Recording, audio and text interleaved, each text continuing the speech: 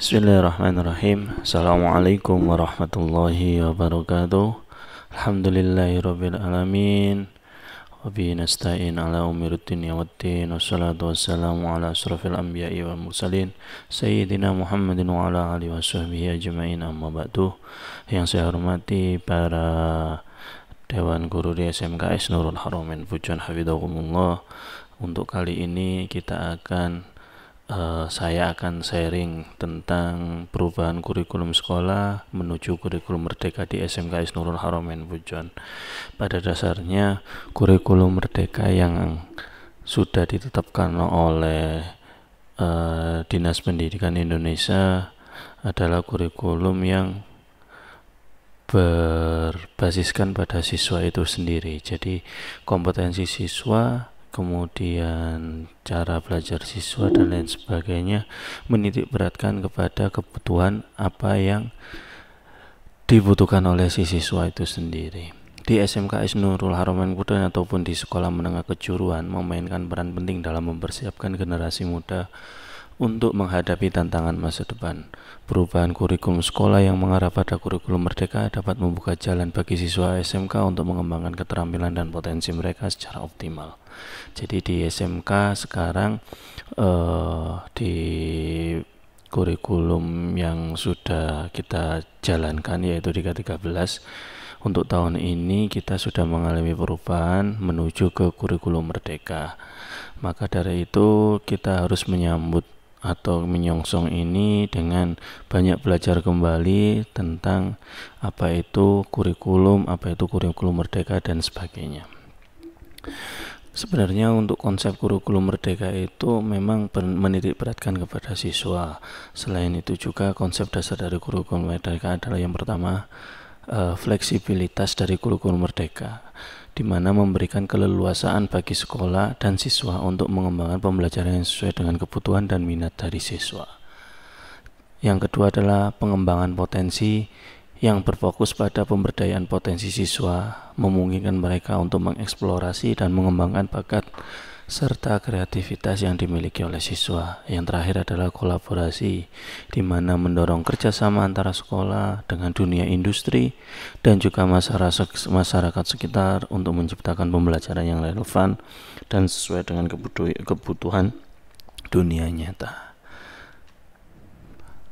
Untuk tujuan penerapan kurikulum merdeka di SMK sendiri adalah kita dituntut untuk meningkatkan relevansi, sehingga dengan menyelaraskan kurikulum SMK dengan kebutuhan dunia kerja ataupun di dunia industri, lulusan kita memiliki keterampilan yang dibutuhkan dan selaras dengan kebutuhan pasar kerja yang berada di zaman saat ini. Kemudian mendorong kreativitas bagi SMK, bagi siswa SMK, tidak dibatasi lagi tentang ide-ide inovatif, pemecahan masalah secara kreatif, kreativitas yang lain sebagainya, itu diberikan kepada siswa dan sekolah untuk dikembangkan kembali. Berikutnya adalah memperkuat karakter. Membangun karakter kepemimpinan, kerjasama, dan tanggung jawab pada diri siswa itu sangat penting.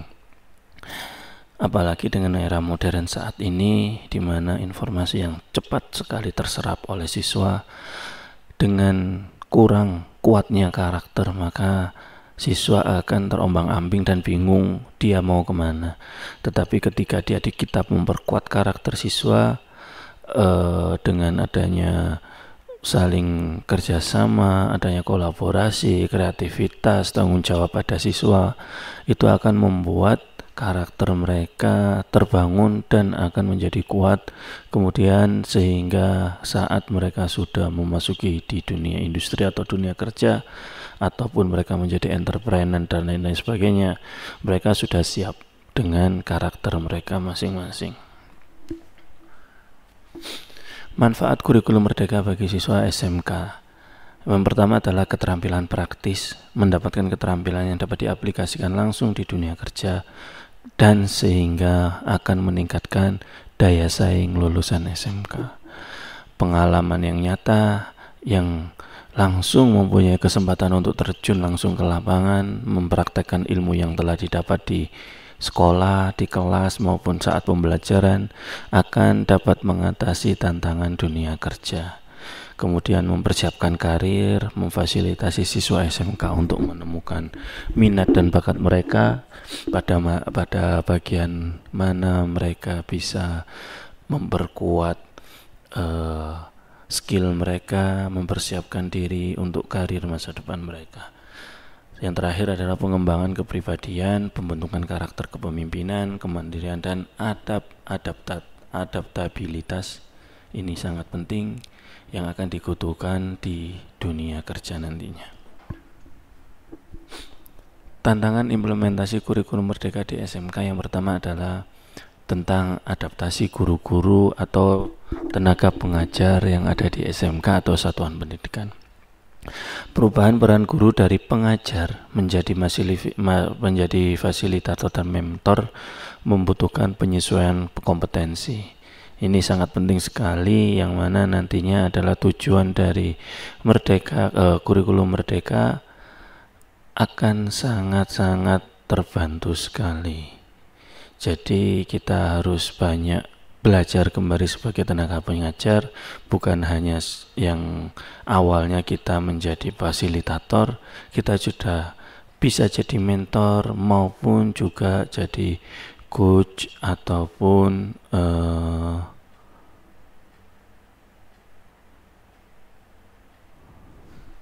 yang kedua adalah kolaborasi pemangku kepentingan. Membangun sinergi yang kuat antara sekolah, industri, dan masyarakat memerlukan koordinasi yang baik. Ini tantangan juga di satuan pendidikan. Jadi tidak hanya di internal sekolah tetapi juga eksternal sekolah atau satuan pendidikan memerlukan koordinasi yang baik. Jadi banyak hal yang harus kita gandeng, stakeholder yang ada di sisi luar dari satuan pendidikan harus kita gandeng, sehingga kita nanti untuk menuju kurikulum merdeka, implementasi kurikulum merdeka itu bisa berjalan dengan baik. Yang ketiga adalah ketersediaan sumber daya. Penyediaan fasilitas, teknologi, dan anggaran yang memadai sangat mendukung untuk implementasi kurikulum merdeka.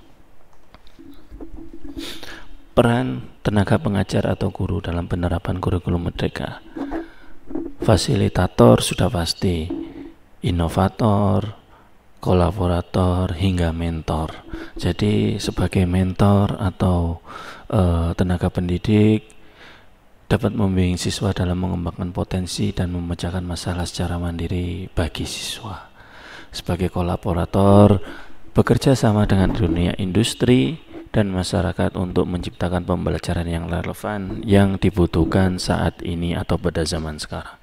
Inovator, mengembangkan pendekatan pembelajaran yang kreatif dan adaptif terhadap kebutuhan siswa. Dan juga yang terakhir adalah sebagai fasilitator, yang mana akan menciptakan lingkungan belajar yang mendorong siswa untuk berpikir kritis dan mandiri.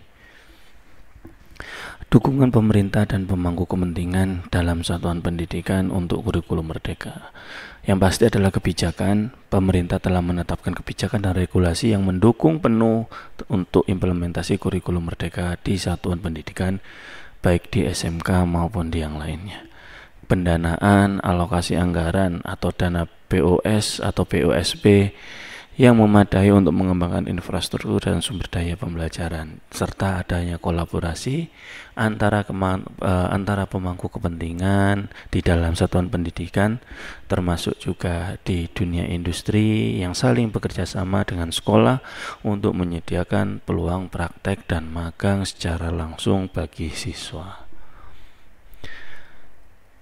Pada akhirnya, penerapan kurikulum merdeka di SMK memiliki potensi besar untuk meningkatkan relevansi, kreativitas, dan karakter siswa dengan dukungan pemerintah, guru, dan juga pemangku kepentingan di satuan pendidikan. Akan menghasilkan lulusan yang siap menghadapi tantangan dunia kerja di era sekarang maupun di era masa depan. Perubahan kurikulum yang sekarang, di mana untuk kurikulum K13 yang sudah kita jalankan dan kurikulum merdeka sebenarnya sangat-sangat berbeda, di mana kita harus textbook sebelumnya dan sekarang kita harus benar-benar mengembangkan apa yang diinginkan dan apa yang diperlukan oleh siswa, karena memang pada dasarnya adalah berbasis kebutuhan siswa. Maka dari itu kita semua wajib selalu dan terus belajar, hingga karena memang belajar untuk kita, baik kita guru maupun tenaga pengajar, toh juga kita tetap harus belajar hingga akhir masa. Tidak ada kata akhir untuk belajar. Sekian yang bisa saya sharing kepada jenengan semua. Apabila banyak atau ada salah kata, saya mohon maaf yang sebesar-besarnya. Wassalamualaikum warahmatullahi wabarakatuh.